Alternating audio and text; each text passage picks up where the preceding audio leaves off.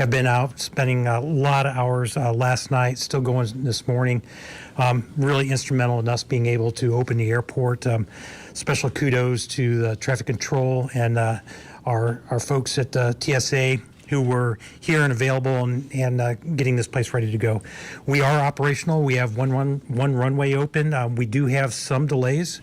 We had 21 flights cancel yesterday. That's 16% of the total flights. And then as of today, we've had 16 flights cancel, 12% of our total flights. We expect there'll probably be many delays and a few more cancellations until we get another runway open. But we are operational. TSA is screening passengers and the tower is clearing aircraft. And so we are moving along in that fashion. The last part I'd like to say is the NTSB has arrived. They're on the scene. I expect you will hear from them later today. We don't have an exact time, but they are out on the airfield, and I believe they will be in sometime this afternoon, and you'll hear more information on that. That's all I have for right now, Mayor. Thanks, Dan. Good afternoon, everyone. First, I want to speak directly to the families who are still waiting for information about their loved ones. I know there are simply no words that can undo what happened, that can provide true comfort at this moment with lack of information and pain that you're feeling. But please know that everyone in Louisville, myself, all levels of government across the state, the federal level, we are all here for you. We are here to support you, to provide you with the resources that you need. People are working right now to get you the information you're seeking as quick as we possibly can, and we will continue to stay with you. This is not something that will go away overnight. We know that your pain will continue for days, months, years ahead, and so we are here to support each and every one of you. I was there last night at the Family Reunification Center to try to provide some comfort to families who are looking for information, and we're continuing to work every day. Also, to the rest of our city, no one should have to deal with tragedy alone. Whether you're the family member of someone who is still missing or have been notified as a victim of this crash, whether you're part of the UPS family, whether you know people who are part of the UPS family, everyone in our city, I know, has been hurt by this tragedy. And so we have resources available directly for the victims and for others throughout the city to help. And that's where I wanted to start today. First, if you're still looking for information about a loved one, please go to 2911 Taylor Boulevard. That's the LMPD training facility. That is where we have members of the LMPD Victims Unit, where the Red Cross, 7 counties, and other resources are available for families of individuals who may have been victims of the crash. Beyond just the families, again, know this is an incredibly difficult time and trauma impacts everybody differently. There are resources available throughout the entire city to provide help to individuals who are struggling to process this tragedy. If you feel like you have an emergency, a mental health emergency, please dial 988. 988 is a national number that can get you a mental health professional and some assistance to deal with your grieving, with your pain, with whatever you are dealing with. If you have a non-emergency but you would like to still speak with a mental health counselor, please reach out to our Office of Violence Prevention that has trained mental health professionals waiting to assist you. That phone number is 574-6949. Additional beyond those resources, JCPS is out today. We know that there are families across our city that are struggling with hunger, with lack of food right now as a result of SNAP benefits being cut off, other issues in this challenging time. If you are in need of food today, if your kids are in need of food today because they are not in school, please reach out to Dare to Care at 966-3821. 966-3821. And also, As the governor just announced, we're not going to go over everything that the governor just provided in his briefing that he just made from Frankfurt. He is now headed towards Louisville to join Congressman McGarvey and me here shortly. We will not repeat everything, but I do want folks to know that we are working with Governor Beshear and his team on the relief fund for families of victims of this. We've had an outpouring of support already from local companies, local foundations, and individuals to ask what they can do to help. And so we're going to all partner on this together to support them. That's the Team Kentucky, Team KY Emergency Relief Fund.ky.gov. There's going to be more information put online about that if you're interested in supporting the families of the victims. A few other items on public safety. As we mentioned this morning, the shelter-in-place radius has been reduced to a quarter mile, and we will continue to reduce that as soon as we're confident that it is safe. Can continue to try to shrink that throughout the day.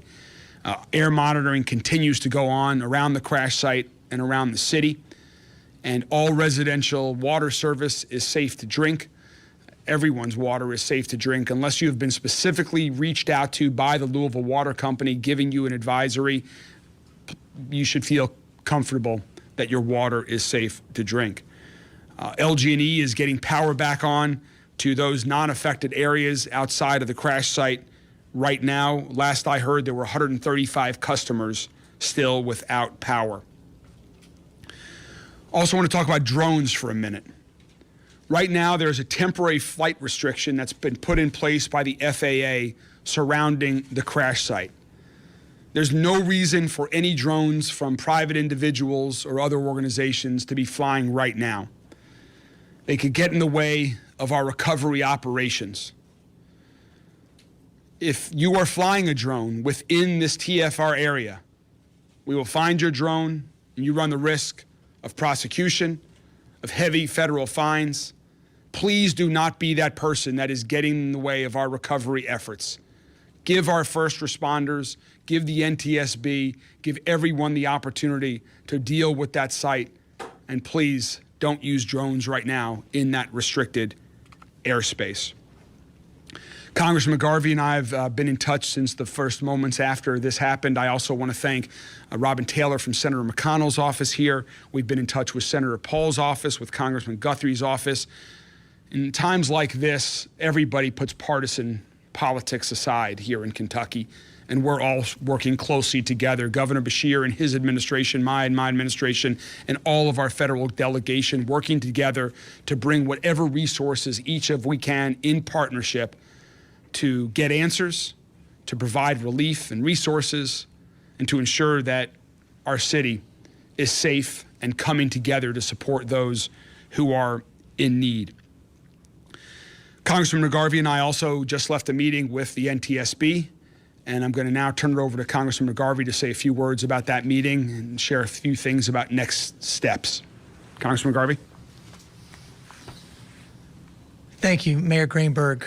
I really appreciate your leadership at this time and everything you're doing in both mobilizing people, mobilizing emergency crews, making sure people have what they need, but also for your compassion, your emotional leadership at this time. Reality is this rocked our community. Louisville looked apocalyptic last night.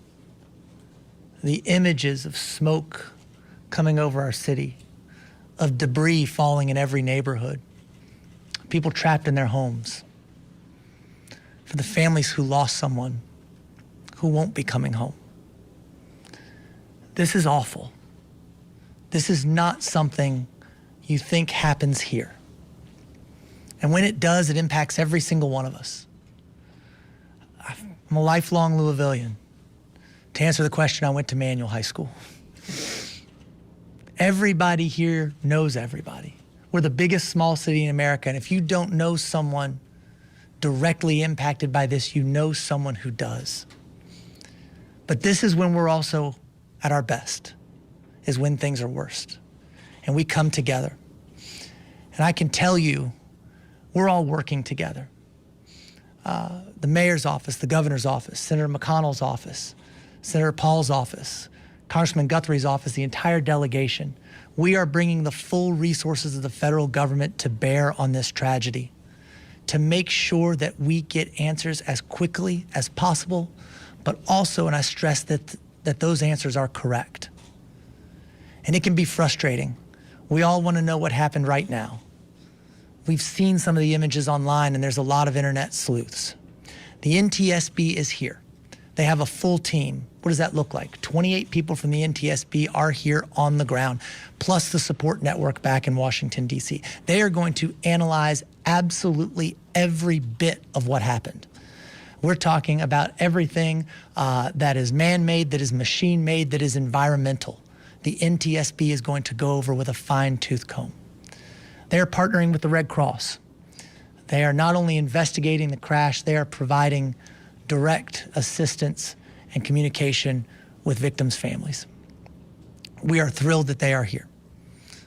It's going to take a little while, but we will work with them, with everybody involved, to make sure that we know what happens in this instance. There's so many stories of loss. There are also so many stories of bravery. I said last night Louisville looked apocalyptic, awful. And a plane, we know it was a plane, we know it was taking off to Hawaii, we know how much fuel was on board. And when it crashed and that fuel spread everywhere, I had someone tell me it looked like it was raining oil in Louisville. But the Oklahoma Fire Department, it's their jurisdiction. And Chief Little, you and your firefighters did not hesitate. You put your gear on, you got in those trucks, and you raced head first into a truly apocalyptic scene without regard to your own safety or well-being, to do what you do best, to protect our community. Every single one of your firefighters was out last night with the hundreds of others from not just across our county, but across our state.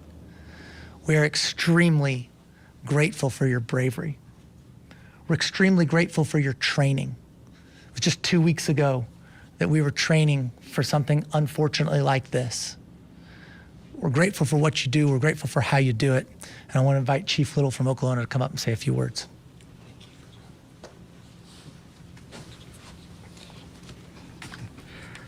I'd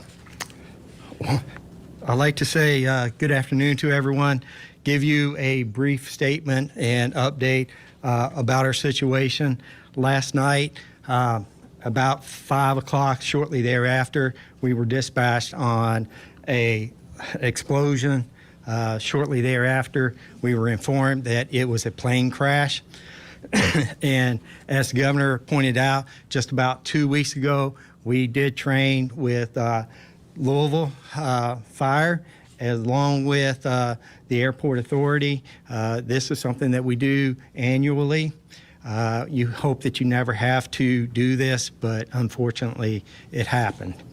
So last night we had roughly 38 companies on scene.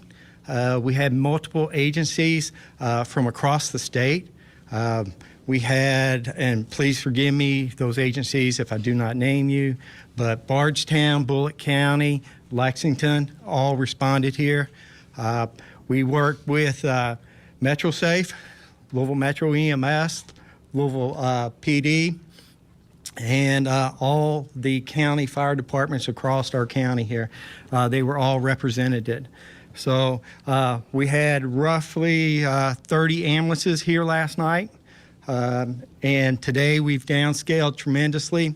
We currently have 4 engines, 4 trucks, 2 ambulances on scene.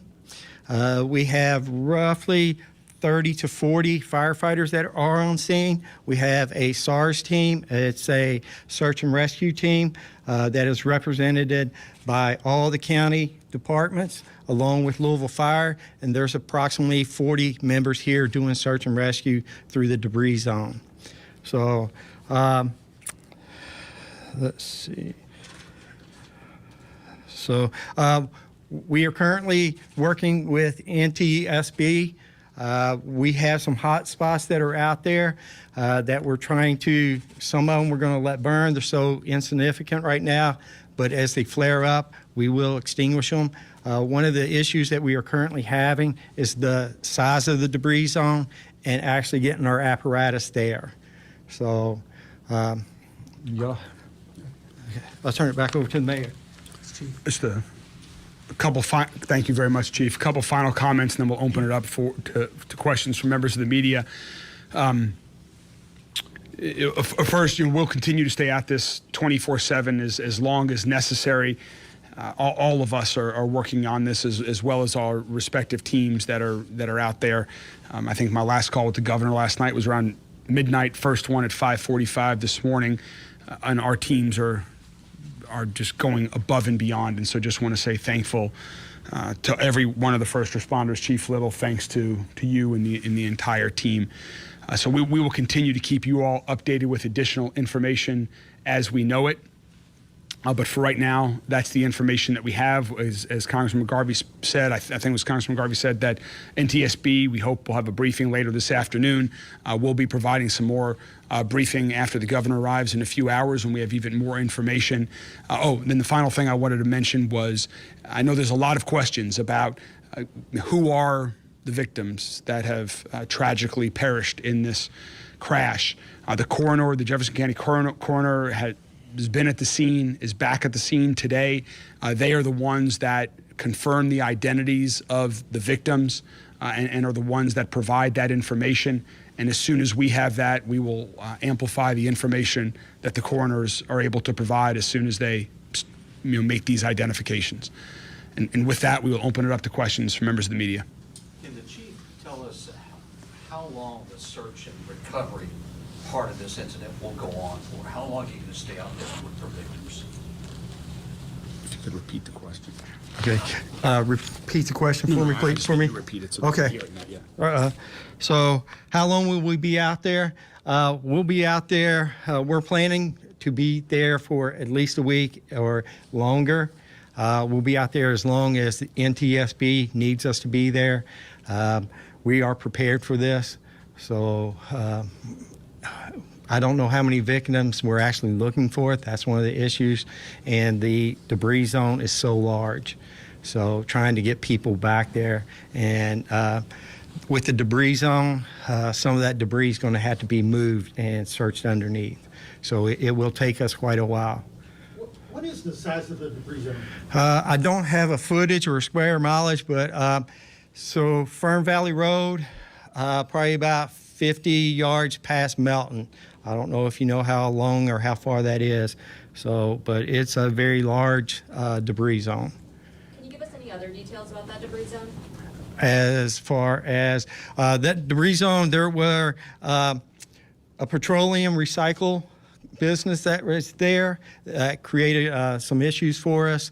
The oil that was stored there came across the roadways, got into the waterways. LMSD's on scene taking care of that. The other businesses, there were some businesses where you could go and pull apart from scrap vehicles.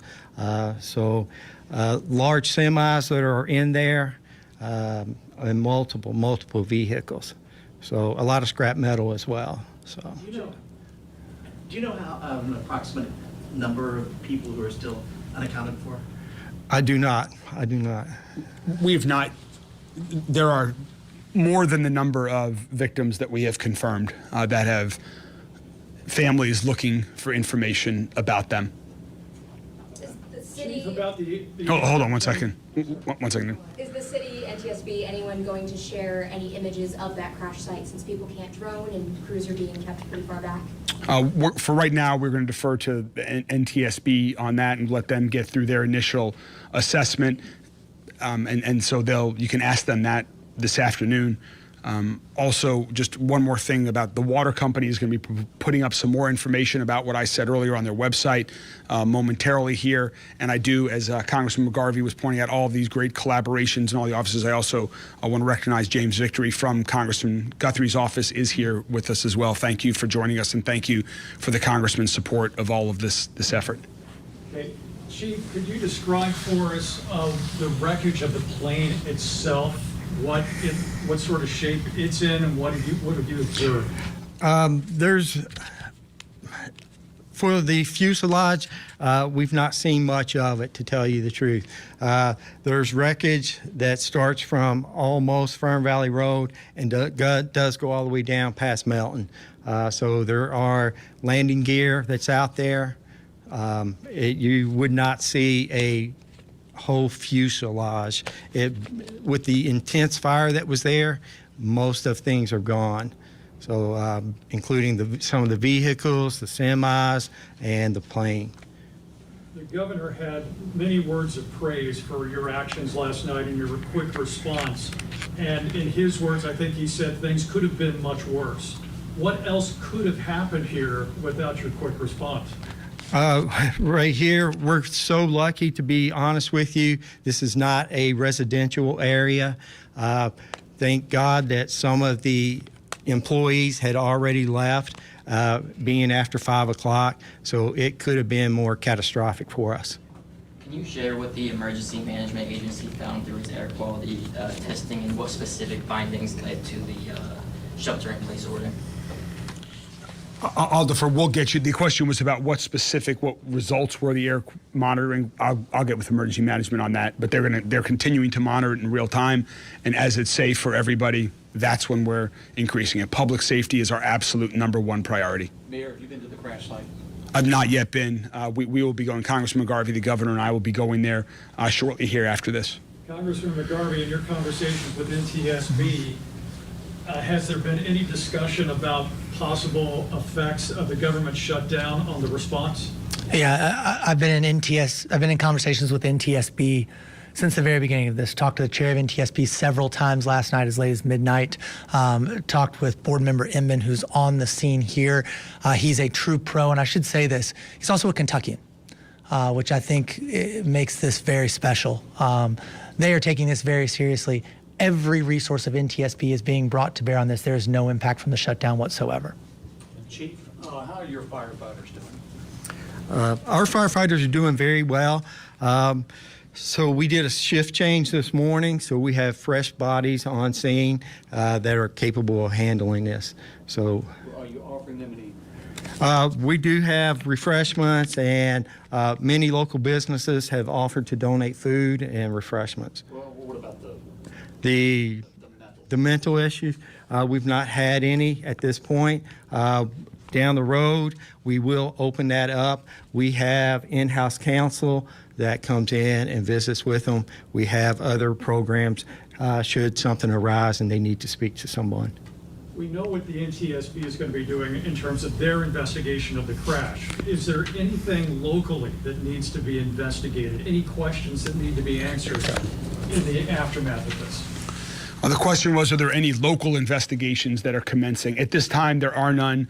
NTSB will be taking the lead on why this occurred, and if there are, as a result of that, if information is discovered that means we need to do anything else locally here, we certainly will jump on that immediately. But at this point, there are no local investigations ongoing. We're simply working in partnership as first responders and on the recovery effort and to identify any additional victims. Do you foresee any discussions in the future about continued presence of commercial buildings, residential buildings, anything that might be south of the airport? The question was about commercial buildings south of the airport. There are very detailed federal rules and regulations on all of this and where and what you can build and to what heights, all surrounding the airport, that is based on safety practices. I'm confident the federal government continues to evaluate those on a regular basis. We continue to prioritize safety in all aspects, whether that's buildings, whether that's individuals, and so we'll follow the federal government's lead on that. At this point, we don't expect any changes. This is a tragic accident. And we are, again, as you heard the governor say earlier, you heard the chief and others, we are fortunate it was not worse, but this was a tragic accident. And at this point in time, we have no reason to believe it's anything more than that. I just want to add to that really quickly, if you don't mind, Mayor, because this is about the NTSB and a little bit of a federal issue. I just want to say that the NTSB, they are the experts in this. They know what they're doing. We are glad they are here leading this investigation. Both the mayor and I met with Member Inman this morning and his team when they landed. We've talked to them before they got here. He pointed out this morning, if I'm not mistaken, Mayor, that the NTSB has over 150,000 of these investigations under its belt. They are working closely with us. It is not the feds coming in and just, running over locals. It is a true partnership. They know what they're doing. You've got the mayor's department working well with them, the governor's department of emergency management working well with them. We're all in the same room. We're all on the same page. But they said this morning. I says, David, to your question, it says, from tragedy, we draw knowledge to improve safety for us all is the motto they gave us this morning. What conversations have and you so- had with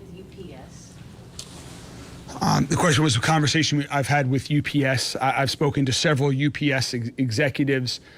They are fully cooperating with the NTSB.